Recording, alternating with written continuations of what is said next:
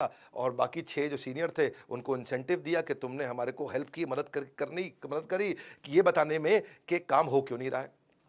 अब देखो यही लफड़ा है कि आदमी जो है मीटिंग पे मीटिंग करता रहता है, बात करने वाले लोग बहुत आते हैं और काम होता नहीं है। काम करना है भैया, काम करना है। मैं आपको अगली स्ट्रैटेजी से समझाता हूँ और उसके बाद बताऊंगा मीटिंग करनी कैसे चाहिए। अगली स्ट्रैटेजी मैं दे रहा हूँ आपको इंडियन आर्मी की, माई आवर्स टेक्निक बोलते हैं इसको। माई आवर टेक्निक, अपने आवर्स को ढंग से इवेल्युएट करो, कैलकुलेट करो। आप ना मैनेज नहीं कर सकते उसको जिसको आप मेजर नहीं कर सकते, तो अपने आवर्स को मेजर करना चाहिए। आपको टाइम ट्रैकर रखना है, एक्यूरेट स्टैटिस्टिक्स रखना है। If you want to be more productive you need to master your minutes. हाँ, अपने मिनट्स को मास्टर करो कि आप कितना समय किस चीज़ पे लगा रहे हो। मैं आपको ना अपना एक्सपीरियंस बताता हूँ। मैं हिसार गया कैंटोनमेंट में एक बार ट्रेनिंग करने के लिए। वहाँ बहुत सारे कर्नल्स, ब्रिगेडियर्स, जनरल्स सब थे जिनको मुझे ट्रेनिंग करने जाना था लीडरशिप पे। लेकिन जब मैं वहाँ पहुँचा तो मैं पहुँचा शाम को 6 बजे, और 6 बजे पहुँचा तो वहाँ ब्रिगेडियर आए मेरे कमरे में। मिस्टर बिंद्रा, मैंने कहा हाँ जी, we are happy to invite you for the dinner. तो मैं कहा अच्छा ठीक है जी, आता हूँ डिनर पे। तो कितने बजे पहुँचना है? मिस्टर बिंद्रा, आप 8:01 पे आ जाइएगा। हैं? 8 बज के? मैं कहा 8 बजे आ जाओ। नहीं, 8:01 से पहले मत आइएगा। अच्छा, तो मैंने कहा उसके बाद आ जाऊँ 8:05 तक, 8:10 तक? नहीं, 8:02 के बाद नहीं आइएगा। और मैं बड़ा परेशान हो गया है जी। मैं उस चक्कर में डिनर पे नहीं गया। मैं कहा यार ये इतना टाइट शेड्यूल दे दिया है, कहीं आगे पीछे चला गया, कोई बोल दिया किसी ने, मैं डिनर पे ही नहीं गया। उनका डिनर हो गया। अगले दिन मेरा सेमिनार। सेमिनार से पहले मैंने शेफ़ को रात को बोला कि भाई ब्रेकफास्ट दे देना सवेरे। शेफ़ आया, बटलर था, बोला साहब कितने बजे आप ब्रेकफास्ट लेना चाहेंगे? मैंने कहा यार 7, सवा 7 बजे दे देना सुबह सुबह। नहीं साहब, 7 बजे के सवा 7 बजे। मैं कहा ये भी बड़ा एग्जैक्ट है। मैं कहा 7:10 पे। अब मैं तैयार होने में लेट हो गया था, बाथरूम में था, घंटी पे घंटी बजे जाए, और मैं आया, दरवाज़ा खोला, 7:10 थे, वो ब्रेकफास्ट लेके आ गया। मैं कहा बड़े पंक्चुअल है सबके सब, है जी। और उसके बाद अब मेरा सेमिनार का टाइम आ गया था, सुबह मेरा सेमिनार था। मैं कहा कितने बजे सेमिनार? उन्होंने कहा कि 8:29 से पहले मत आना, 8:30 के बाद मत आना। मैं कहा चक्कर क्या है जी, ये क्या सिस्टम है आपका? बोलो नहीं मिस्टर बिंद्रा, 8:29 से पहले सारे कर्नल्स, सारे ब्रिगेडियर्स सब आएंगे, जनरल्स भी आ जाएंगे। 8:30 के बीच में, 8:29 और 30 के बीच में आप आएंगे। तो मैं कहा नहीं 8:31 पे आ जाऊंगा तो क्या? नहीं, 8:30 के बाद हमारे जनरल आएंगे, सबसे सीनियर जनरल, उनके बाद कोई नहीं आता है। मैं कहा मैं पहले आ जाता हूँ, 8:25 पे नहीं नहीं, वो आपका रिस्पेक्ट नहीं होगा। आपके पार्टिसिपेंट्स आपसे पहले आने चाहिए, फिर आप आएंगे, और जनरल के बाद कोई आता नहीं है तो इसलिए आप उनसे पहले आएंगे। तो वो दिन देख करके ना मेरे को डिसिप्लिन समझ में आया है जी। 8:29 के पहले नहीं और 8:30 के बाद नहीं। और जी मैं 8:20 पे ही हॉल के थोड़ा 200 मीटर पहले जाकर के बैठ गया। मैं कहा बीच में जो है ना बिल्कुल टाइमर लगा करके, और एकदम 8:29 2 सेकंड 1 सेकंड में वहां पहुंच गया, और 8:29 30 सेकंड पर ठाक से अंदर घुस गया। मैं कहा नहीं तो कोई बाद में बोल ना दे। ये था जी। हाँ, ये मेरे को बात समझ में आई कि पंक्चुअलिटी क्या होती है इंडियन आर्मी की। कोई मुझे एक बार चुटकुला भी सुना रहा था कि punctual husband is a lonely man. वो वाइफ तो देर कर ही देती है, बेचारा हस्बैंड बहुत पंक्चुअल हो तो अकेला ही पड़ जाएगा, वेट ही करता रहेगा। इंडियन मिलिट्री का एग्जाम्पल है टाइम मैनेजमेंट का। सन अप से सन डाउन तक वो हर चीज़ को वेल ऑयल्ड मशीन की तरह करते हैं। इतना ट्रेंड होते हैं फास्ट और एफिशिएंट काम करने में। टाइम मैनेजमेंट उनके लिए नॉन नेगोशिएबल है। Single focus, clear well defined objective और एफिशिएंट रिसोर्सेज और करेक्ट प्रायोरिटी के साथ काम करते हैं। That's called Indian army. इनकी पूरी स्ट्रैटेजी उसी पर रहती है। बहरहाल 36 strategy, law of excluded alternative. Law of excluded alternative का मतलब है choosing to do one thing means you are automatically choosing not to do all other things which you could have done at the same time. अगर आपने decide किया आप ये काम करेंगे, इसका मतलब आपने ये भी डिसाइड किया है कि आप ये 10 काम नहीं करेंगे क्योंकि आप ये एक काम कर रहे हैं। इसको बोलते हैं लॉ ऑफ एक्सक्लूडेड ऑल्टरनेटिव। क्या मतलब हुआ कि आप people should come out and say what a valuable meeting it was. इतना फोकस्ड होकर के एक काम करना चाहिए, क्योंकि आपने बहुत सारे काम उसके चक्कर में छोड़े हैं। अब आपने इतने काम छोड़ दिए तो जो काम कर रहे हो तो उसको अच्छे से करो। वरना स्टीव जॉब्स बोलते हैं कि मीटिंग सबसे आसान तरीका है समय खराब करने के लिए, और आपको अननेसेसरी मीटिंग कम करनी चाहिए, क्योंकि मीटिंग एक कंपनी की इन्वेस्टमेंट होती है। इतनी मैन पावर आकर के बैठती है, इतनी कॉस्ट लग जाती है उसके साथ में। आपकी मीटिंग से आपको आरओआई मिलना चाहिए, रिटर्न जो आपको मिले वो उस मीटिंग की कॉस्ट से हमेशा ज़्यादा होना चाहिए। मीटिंग को ट्राई करें हमेशा डिस्ट्रैक्ट इंटरैक्शन के बिना रहे, क्योंकि 30 से 50% प्रोफेशनल्स जो होते हैं वो मीटिंग में बहुत टाइम खराब कर देते हैं। और अदरवाइज क्या, कभी कोई ड्रॉप इन कर जाता है, मीटिंग के बीच में टाइम वेस्ट होता है, कमिटी मीटिंग हो रही है, रिक्रूटमेंट इंटरव्यू हो रहा है, ब्रेनस्टॉर्मिंग मीटिंग हो रही है, रिव्यू की मीटिंग हो रही है, क्राइसिस मैनेजमेंट की मीटिंग हो रही है, कॉन्फ्रेंस की मीटिंग हो रही है। तो रिसर्चर कहते हैं कि 45% टाइम आप अपनी बेकार की मीटिंग्स को अवॉइड भी कर सकते थे, जो कि अनप्रोडक्टिव हो जाती है आपके लिए। अब इसको करना कैसे, इसको ऑप्टिमाइज कैसे करना, अगली स्ट्रैटेजी में समझते हैं। ROI and CBA of meeting, return on investment और cost benefit analysis of meeting. आप कोई भी मीटिंग कर रहे हो, उस मीटिंग से पहले देखो कितने लोग बैठ रहे हैं। अगर 10 लोग बैठ रहे हैं तो उनकी पर आवर कॉस्ट कैलकुलेट कर लो। अगर आप उस आदमी को 3 लाख रुपया महीना देते हो तो मतलब आप उसको 10,000 रुपये रोज का देते हो। 10,000 रुपये रोज का देते हो और वो 10 घंटे काम करता है, मतलब 1,000 रुपया घंटा उसका हो गया। और 1,000 रुपया घंटा अगर उसका लग रहा है, वैसे एक्चुअली ज़्यादा लगेगा क्योंकि छुट्टी के दिन वो आता नहीं है, आता कम दिन है, करता है 24 दिन काम, तनख्वाह लेता है 30 दिन की, तो 24 दिन के हिसाब से निकालोगे तो और ज़्यादा हो जाएगा। अगर वो 1,500 रुपये घंटा ले रहा है और 10 लोग बैठ रहे हैं तो आपका 1 घंटे के 15,000 रुपये लग गए। अब उस 15,000 रुपये से आपने 75,000 रुपये कमाए कि नहीं कमाए, ये देखना चाहिए आपको। क्योंकि वो अगर यहाँ नहीं बैठते और जाके काम करते तो शायद 15,000 रुपए की कॉस्ट पे वो 30, 40, 50,000 रुपए आपको कमा के दे रहे थे। अब आपने उनके वो काम को रोका और यहाँ बिठाया, तो आपको उससे ज्यादा आउटकम निकालना चाहिए। क्या वो एक्सपेंस जस्टिफाइड है कि नहीं है, उस आरओआई मीटिंग से सक्सेसफुल प्रोडक्टिव निकल रही है कि नहीं निकल रही। आपकी मीटिंग हमेशा ज्यादा वैल्यूएबल होनी चाहिए उनकी बाकी एक्टिविटीज जो अदरवाइज करते हैं, अगर वो मीटिंग में नहीं बैठते तो उसके मुकाबले।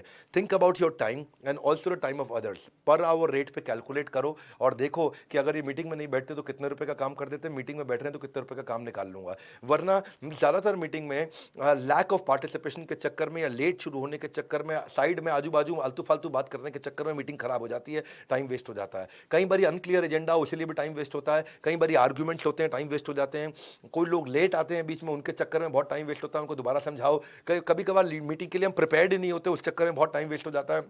कभी कभार मीटिंग का कंट्रोल ही लूज हो जाता है, बात हो रही थी कुछ, अब होनी शुरू हो जाती है कुछ। कभी कभार हम लोग टॉपिक से ही भटक जाते हैं और हम किसी कंक्लूजन पे नहीं पहुंचते, या किसी ऐसे आदमी को बिठा देते हैं जिसकी मीटिंग में कोई जरूरत ही नहीं, उसका पूरा ही टाइम वेस्ट होता है।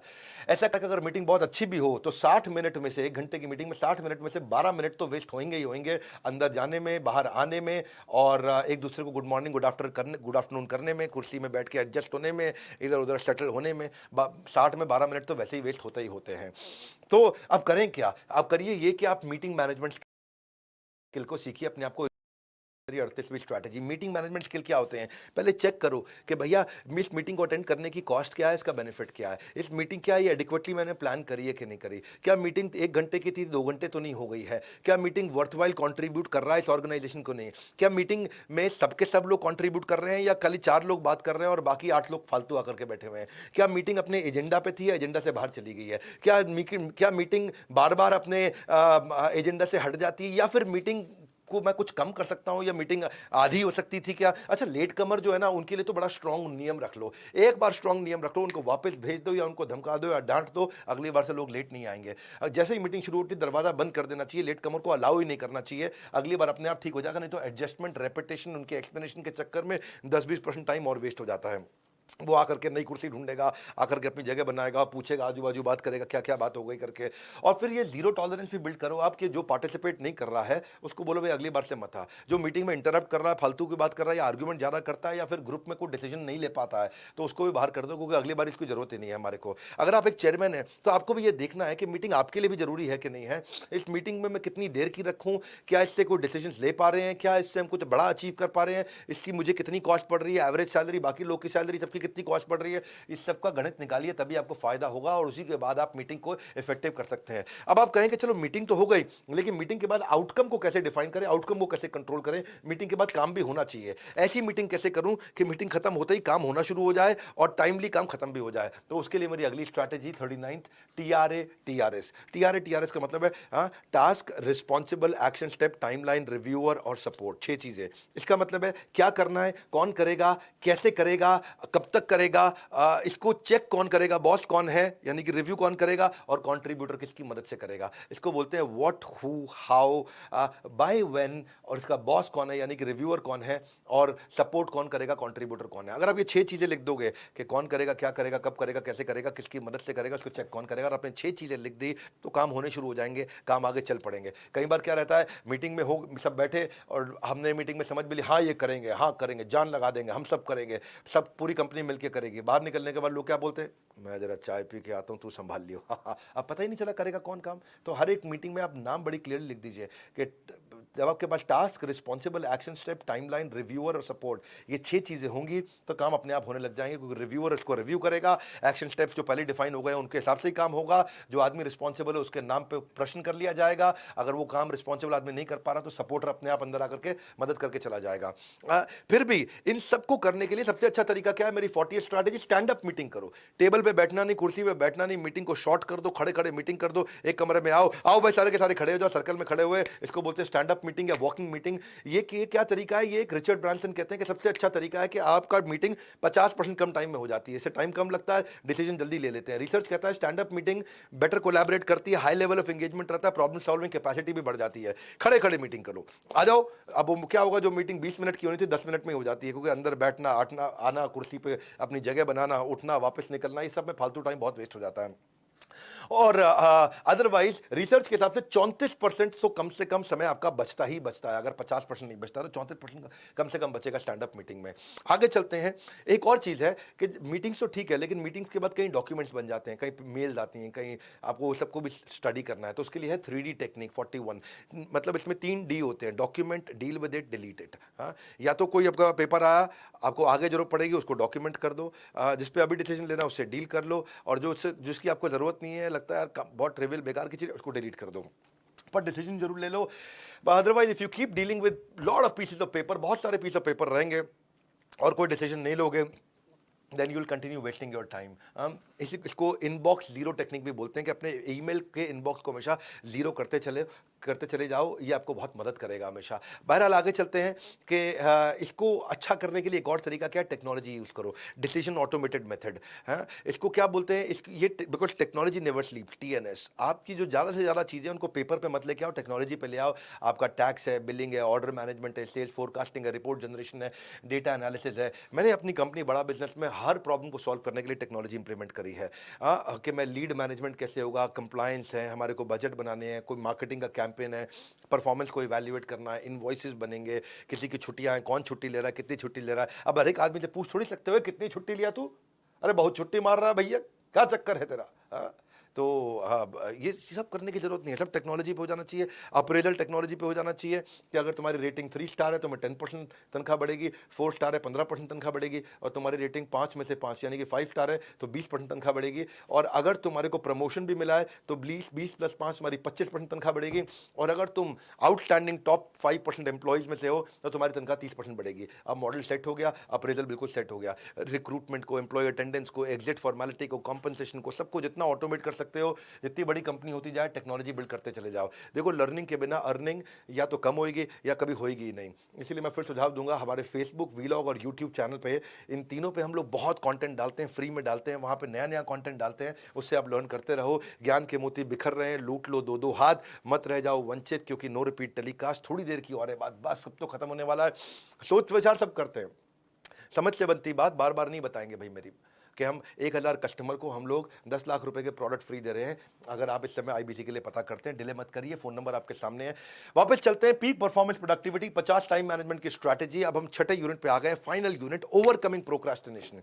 कुछ लोग आलसी होते हैं, इतने आलसी होते हैं कि वो बहुत आलसी होते हैं। See you don't have to see the whole staircase, आप केवल एक एक कदम तो चलो, जहां तक रास्ता दिखते जाए वहां तक चलते जाओ, वहां के आगे का रास्ता अपने आप क्लियर होता चला जाएगा। छोटे छोटे स्टेप्स लो, प्रोक्रास्टिनेट मत करो, डिले मत करो। एक बार एक बूढ़ा आदमी मृत्यु के शैया पे पहुंच गया था, उसके सारे बच्चे, उसकी पत्नी आसपास आ गए, और बूढ़ा आदमी बोला कि अब मैं मरने वाला हूं। तो उसके बेटे आसपास थे सारे के सारे। तो उसका सबसे बड़ा बेटा बोला कि पिताजी, जाने से पहले हम प्रार्थना करेंगे कि आप हमारे को कोई ज्ञान की बात बताएं। पिता बोले, ज्ञान की बात तो मैं बताना चाहता हूं बेटा, पर मेरे पास समय कम है, मुझे कम से कम 3 से 5 घंटे और चाहिए तुम्हें ज्ञान की बात बताने के लिए। तो तुम कुछ पैसा खर्च करके मेरी उम्र 6 घंटा 5 घंटा बढ़ा सकते हो क्या? तो बेटे ने बोला, पिताजी मेरा पैसा क्या, आपका पैसा क्या, पूरी दुनिया का पैसा लगा के भी आपको ज़रा टाइम नहीं दिया जा सकता है। जैसे ही बेटे ने ये बोला, पिता ने आंख बंद करी और जवाब दिया कि मैं तुम्हें यही शिक्षा देना चाहता था, this is the lesson I wanted to give. और उसके बाद कमरे में शांति हो गई, पिता ने शरीर छोड़ दिया। ये दुनिया का सबसे बड़ा लेसन है कि अब कितना भी पैसा खर्च कर लो, टाइम वापस नहीं आएगा। समय इस दुनिया की सबसे अद्भुत चीज़ है। आप इसे खरीद नहीं सकते हो, लेकिन खर्च कर सकते हो। खरीद नहीं सकते, खर्च कर सकते हो। आप इसे रख नहीं सकते, लेकिन इस्तेमाल कर सकते हो। वो 1 सेकंड निकल गया तो वापस नहीं आ सकता है। ये फ्री ऑफ कॉस्ट तो है, लेकिन बहुत थोड़ा है और आप इसको जमा नहीं कर सकते अपने पास, इसीलिए ये प्राइसलेस है। और प्रोक्रास्टिनेशन जो है, काम को डिले करना, काम को टालना, ये क्रेडिट कार्ड की तरह है। इस्तेमाल करते हुए तो मज़ा आता है, जब बिल आता है तो पता चलता है। हाँ, कि procrastination is assassination of progression. Assassination मतलब हत्या। किसकी हत्या? आपने प्रोग्रेशन की हत्या कर दी है। इसीलिए चीज़ों को टालो मत। कुछ लोग इतने, they are, some people are lazy rulers of nation call procrastination. इतने आलसी होते हैं लोग, इतने आलसी। तो अगली स्ट्रैटेजी पर चलते हैं। अगर इस हालत से बाहर निकलना है तो अपने लिए रिवॉर्ड्स रखो। Build rewards for early gratification. कई बार क्या होता है, हमारा काम करने का मन इसलिए नहीं करता क्योंकि यार पता नहीं कब जाकर के काम कंप्लीट होगा, कब रिवॉर्ड मिलेगा, कब बेनिफिट मिलेगा। आप रोज योगा इसलिए नहीं करते क्योंकि एक दिन योगा करने से आप बाबा रामदेव नहीं बन जाओगे। रोज जिम इसलिए नहीं जाते क्योंकि आप 4 दिन 8 दिन जिम जा करके कोई आर्नोल्ड श्वार्ज़नेगर तो बन नहीं जाओगे। तो इसीलिए लगता है यार बन तो रहा नहीं हूँ आर्नोल्ड, तो छोड़ो, नहीं जाता। और अगर आज नहीं जाऊँगा तो ऐसा नहीं कि बहुत बड़ा नुकसान हो जाएगा, इस चक्कर में आदमी जाता नहीं, डिले करता है। तो छोटे छोटे रिवॉर्ड रखो अपने लिए। छोटे छोटे रिवॉर्ड रखोगे तो देखो आदमी करता क्यों नहीं है काम।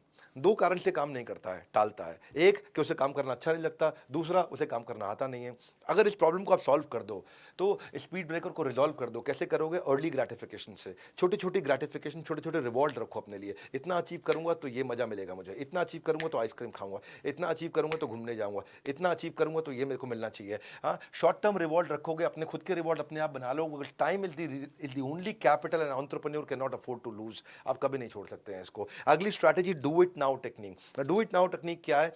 आप अगर कोई छोटी सिंगल एक्टिविटी और 2 मिनट में हो सकती है तो वैसे ही डिले मत करो, अभी कर दो। उसका थिंकिंग प्लानिंग मत करो, क्योंकि टाइम इतना स्लिपरी है कि मछली को भी आप कई बार अपने हाथ से पकड़ते हो, फिसल जाती है। हो सकता है मछली ना फिसले, पकड़ा जाए, लेकिन टाइम पक्का फिसल जाएगा। हाँ, तो इसीलिए काल करे सो आज कर, कल करे सो परसों, ऐसा बोलते हैं लोग। इतनी जल्दी क्या है जब जीना है बरसों? नहीं भैया। हाँ, continuous action fuels the motivation. Continuous action लेना पड़ेगा, क्योंकि प्रोक्रास्टिनेशन मोटिवेशन को किल कर देगा। Every time you choose to do one thing, you automatically choose not to do many other things. इसलिए एक चीज काम की उठाओ और do it now, do it now, do it now. लेकिन आप करते क्यों नहीं हो? क्योंकि आपको इल्यूजन ऑफ परफेक्शन होता है। करूंगा तो परफेक्ट करूंगा, नहीं तो नहीं करूंगा। ये भी बड़ा लफड़ा है। ये मेरी नेक्स्ट स्ट्रैटेजी है। कई एंटरप्रेन्योर जो हैं वो परफेक्ट काम करना चाहते हैं, और परफेक्ट काम कुछ भी नहीं होता है। परफेक्ट काम भगवान के लिए, आपके लिए और मेरे लिए नहीं है। No point in wasting time. ये एक बेकार का इल्यूजन, ये एक ऐसा इल्यूजन है जिसको कभी आप अचीव नहीं कर पाओगे। सो आप काम को करो और हर बार इंप्रूव करते रहो, बाद में इंप्रूव करते जाओ, बाद में इंप्रूव करते चले जाओ। पहली बार में परफेक्ट नहीं होगा।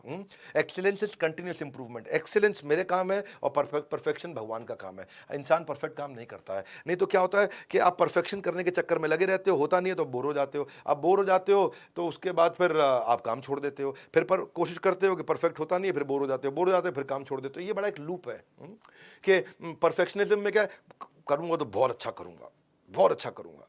कोई ज़रूरत नहीं है। हाँ, ये आपकी प्रोग्रेस को डिले कर देगा, क्योंकि नहीं तो फिर आप बोर हो जाओगे। अब मैं नहीं करूंगा, करूंगा तो बहुत अच्छा करूंगा, मैं नहीं करूंगा, बहुत अच्छा करूंगा, मैं नहीं करूंगा। अरे बीच का रास्ता निकाल के इंप्रूवमेंट करते चले जाओ। हाँ, आप डिले कर रहे हो, टाइम थोड़ी डिले करेगा, वो तो निकल जाएगा हाथ से। क्योंकि अगर आप एक जगह पे खड़े हो गए, और एक जगह पे थोड़ी देर भी खड़ा रहना पीछे जाने का सबसे अच्छा उपाय है। Standing still is the fastest way of going backwards. तो आपको प्रोग्रेस चाहिए, आगे चलना है। अब इसको करते कैसे हैं? इसके लिए आप टाइम लिमिट डालो। इसका बड़ा अच्छा लॉ है, पार्किंसन लॉ। पार्किंसन लॉ का मतलब क्या है? काम उतना ही एक्सपैंड होगा जितना टाइम अवेलेबल होगा। Work expands so as to fill the time available for its completion. काम उतना ही एक्सपैंड होता, नहीं तो काम इतना फैल जाता है। अगर आप 1 महीने के काम को 1 साल दे दोगे तो 1 साल में कंप्लीट नहीं होगा। 1 महीने के काम को 2 साल दे दोगे तो वो 2 साल में भी कंप्लीट नहीं होगा। ऐसा ही होता है हमेशा। 1 घंटे के काम को पूरा दिन दोगे तो पूरे दिन में भी खत्म नहीं होगा। तो काम को जितना टाइम लिमिट दोगे, काम उतने के अंदर एडजस्ट होकर कंप्लीट हो जाता है। Amount that you give time to yourself to complete a task, वही अमाउंट ऑफ टाइम है जो कि कंप्लीट करने के लिए चाहिए होता है। ये टेक्निक ना प्रोक्रास्टिनेटर के लिए, आलसी आदमी के लिए बहुत बढ़िया टेक्निक है। ये उनके लिए, वो क्योंकि वो प्रेशर में आते हैं, काम फटाफट खत्म कर देते हैं। तो आप जैसे फॉर एग्जांपल आप लैपटॉप पे काम कर रहे हो, बिना चार्जर के काम करके देखो, बैटरी खत्म होने से पहले काम खत्म कर दोगे आप। आपको पता है बैटरी खत्म होने वाली, जल्दी कर, जल्दी कर, जल्दी कर, जल्दी कर। टाइम लिमिट डालते ही आदमी काम जल्दी खत्म कर देता है। मेरे एक दोस्त हैं, उनकी एक कंपनी है इन्वेंटो रोबोटिक्स, ये बैंगलोर में है कंपनी। वो रोबोट बनाते हैं, मित्रा रोबोट। उनको बाहर से प्रोजेक्ट मिलता है कि हमारे लिए 5 रोबोट बना दो, हमारे लिए 20 रोबोट बना दो, हमारे लिए 50 रोबोट बना दो। तो वो कहते हैं हम किसी भी काम को डेडलाइन हम नहीं देते, हम क्लाइंट से लेते हैं डेडलाइन, और क्लाइंट की डेडलाइन के चक्कर में हम सब दिन रात लग करके काम कंप्लीट कर देते हैं, क्योंकि एक्सटर्नल डेडलाइन मिल गई। इसको बोलते हैं पार्किंसन लॉ। आपका काम उतना ही एक्सपैंड होगा जितना आप उसको टाइम दोगे। अगर आपने एक हफ्ते के काम को एक महीना करोगे तो वो 35 दिन में होगा, और अगर आप एक हफ्ते के काम को 2 दिन में करना चाहोगे तो दूसरे दिन भी हो जाएगा। तो यही तरीका है कि आप कमिटमेंट टेक्निक को फॉलो करो। इसको बोलते हैं कमिटमेंट टेक्निक। कमिटमेंट टेक्निक क्या है? कॉम्प्लेक्सिटी के हिसाब से टाइम लिमिट दे दो। आप देखो, आपको जब रुकना है ना, आप रुक जाते हो, लेकिन अगर आपने टाइम लिमिट दिया तो आप नहीं रुकोगे।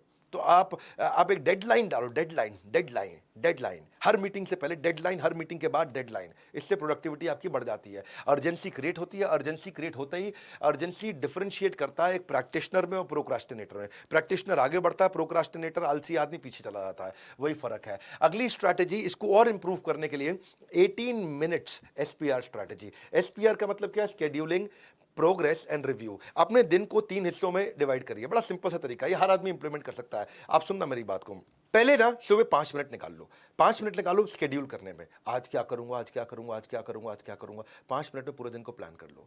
फिर हर घंटे में 1 मिनट का ब्रेक लो, और 1 मिनट के ब्रेक में प्रोग्रेस देखो, हो रहा है कि नहीं हो रहा, ठीक जा रहा है कि गलत जा रहा है, कुछ और कर रहा हूं कि यही कर रहा हूं, टाइम वेस्ट तो नहीं कर रहा हूं कि काम कर रहा हूं।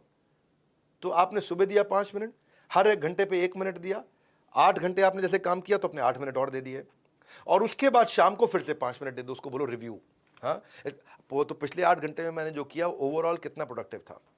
तो सुबह के 5 मिनट शेड्यूल करो, दिन भर में हर घंटे में 1-1 मिनट दो, तो 8 मिनट हो गए, उसको प्रोग्रेस बोलेंगे। और आखिरी के 8 घंटों के बाद शाम को 5 मिनट दे दो, उसको बोलते हैं रिव्यू। तो आपने शेड्यूल किया सुबह 5 मिनट, आपने प्रोग्रेस दिया, दिन भर में चेक किया, दिन भर में 8 मिनट, और शाम को आपने रिव्यू किया 5 मिनट। तो 5, 5 और बीच के 8, इसका मतलब टोटल हो गया 18 मिनट। 5, 10 और 5, 18 मिनट हो गया। 18 मिनट की प्लानिंग से आप पूरे दिन को कंट्रोल कर सकते हो। सुबह 5 मिनट, दिन भर में 8 मिनट, शाम को 5 मिनट, और कुछ नहीं करना है। Take care of your minutes and hours, it will take care of your job by themselves. Very simple. हाँ, मुश्किल नहीं है। शेड्यूलिंग प्रोग्रेस रिव्यू, उसको बोलते हैं एसपीआर स्ट्रैटेजी। इसको लिख लो भैया, शेड्यूलिंग प्रोग्रेस रिव्यू को। वीडियो चला जाएगा तो आपके हाथ नहीं आएगा। वैसे मेरे जितने भी वर्ल्ड रिकॉर्ड के वीडियोस हैं वो सबको फ्री मिल रहे हैं। जो हमारे साथ में बीसीपी का प्रोग्राम कोर्स खरीदता है उनको सारे वर्ल्ड रिकॉर्ड का कंटेंट हमेशा के लिए फ्री मिलता है।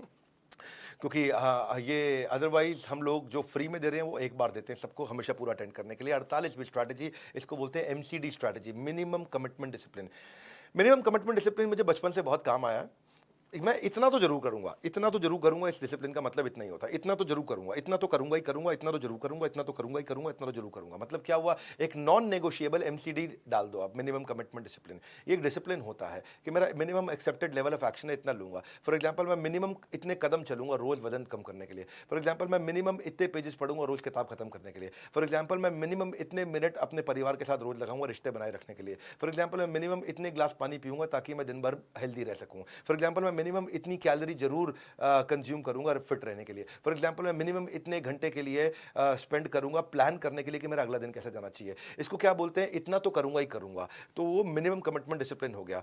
और don't be afraid of growing slowly, be afraid of standing still. हाँ, जब आप खड़े रहते हो तभी दिक्कत आती है। थोड़ी धीरे धीरे आगे बढ़ते रहो, बात बन जाएगी आपकी। क्योंकि ये मिनिमम कमिटमेंट डिसिप्लिन जो है ना, डिसिप्लिन जो है ना, लेजीनेस को मार देता है, फाड़ देता है। ये लेजीनेस का दुश्मन है डिसिप्लिन। डिसिप्लिन लेजीनेस का दुश्मन है। No masterpiece was ever created by lazy artist. Lazy artist थोड़ी कुछ बना सकता है कभी भी। Laziness is mother of all bad habits. Laziness माँ है सारी की सारी बुरी आदतों की। After all she is a mother, so we should respect her. No, we should never respect her. हाँ, एक चुटकुला भी था क्या कि अगर लेजीनेस मदर है सारी बैड हैबिट्स की, तो मदर को तो, माँ को तो रिस्पेक्ट करना चाहिए। चुप कर, मेरी बात सुन, लेजीनेस से कभी रिस्पेक्ट नहीं करते हैं।